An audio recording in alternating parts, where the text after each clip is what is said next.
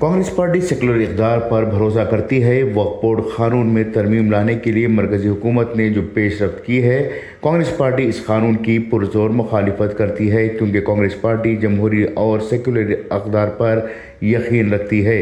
इस बात का इजहार वज़ीर आला सिद्धरामैया ने किया है। उन्होंने मैसूरू में नामा निगारों से बात करते हुए कहा कि बीजेपी और एनडीए अक़लियतों पर बरहम हैं। बीजेपी कभी भी समाजी इंसाफ और अक़लियतों की ताईद में नहीं रही। बीजेपी पहले से ही कम्युनल पार्टी के तौर पर जानी जाती है। वो सेकुलर इक़्तिदार को नहीं मानती। मजहब तब्दील कानून, इंसदाद गाँवकशी कानून पर पाबंदी लगाने के बाद इसने वक्फ कानून में तब्दीली के लिए पहल की है। वक्फ कानून मुसलमानों का ज़ाती कानून है। इसमें मुदाखलत करना जमहूरियत के ख़िलाफ़ है। जमहूरी व आईनी नज़रियात की हामिल कांग्रेस पार्टी और इंडिया महाज इस कानून की पुरजोर मुखालिफत करेंगे। इस दौरान जब उनसे पूछा गया कि क्या आप पर अवामी नुमाइंदों की अदालत में शिकायत दर्ज करवाई गई है, तो इन्होंने जवाब दिया कि झूठे और बेबुनियाद इल्ज़ामात की कोई अहमियत नहीं होती और इस कानून को माना भी नहीं जा सकता। इस मौके पर रियासती वज़ीर BZ ज़मीर अहमद, महादेव वफा वगैरह मौजूद थे। ब्यूरो रिपोर्ट, इनकलाब न्यूज़, मैसूरू। ಯಾಕಂತಂದರೆ BJPಯವರು ಯಾವತ್ತೂ ಕೂಡ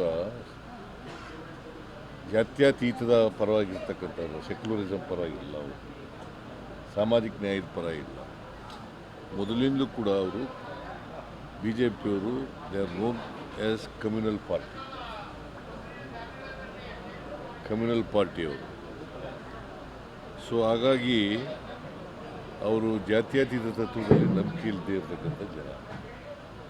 ಈಗ ಕನ್ವರ್ಷನ್ ಬಗ್ಗೆ ಕಾನೂನು ತಂದವರು ಯಾರು? ಅವರೇ ಅಲ್ವಾ BJP ಅವರು? ಕೌ ಸ್ಲಾಟರ್ ಅಮೆಂಡ್ಮೆಂಟ್ ತಗೊಂಡ್ಬಂದವರು ಯಾರು? ಅವರೇ ಅಲ್ವಾ? ಇದನ್ನು ಹಂಗೆ ಮಾಡಲಿಕ್ಕೆ ಪ್ರಯತ್ನ ಮಾಡ್ತಾ ಇದ್ದಾರೆ. ನಾವು ಸಂಪೂರ್ಣವಾಗಿ ಅದನ್ನು ವಿರೋಧ ಮಾಡ್ತೀವಿ. ಸಂವಿಧಾನ ನಂಬಿಕೆ ಇರ್ತಕ್ಕಂಥ ನಾವು ಸಂವಿಧಾನದ ಪ್ರಕಾರ ಎಲ್ರಿಗೂ ಸಮಾನ ಅವಕಾಶಗಳಿದೆ. ಮತ್ತು ಅವರ ಪರ್ಸ್ನಲ್ ಬಗ್ಗೆ ಇಂಟರ್ಫಿಯರ್ ಆಗೋದಿದೆಯಲ್ಲ, it is anti constitutional. So ನಾವು ಸಂಪೂರ್ಣ ಕಾಂಗ್ರೆಸ್ ಪಾರ್ಟಿ ಮತ್ತು ಇಂಡಿಯಾ ಪಾರ್ಟಿಗಳು ಅದಕ್ಕೆ ವಿರೋಧ ಮಾಡ್ತಾರೆ.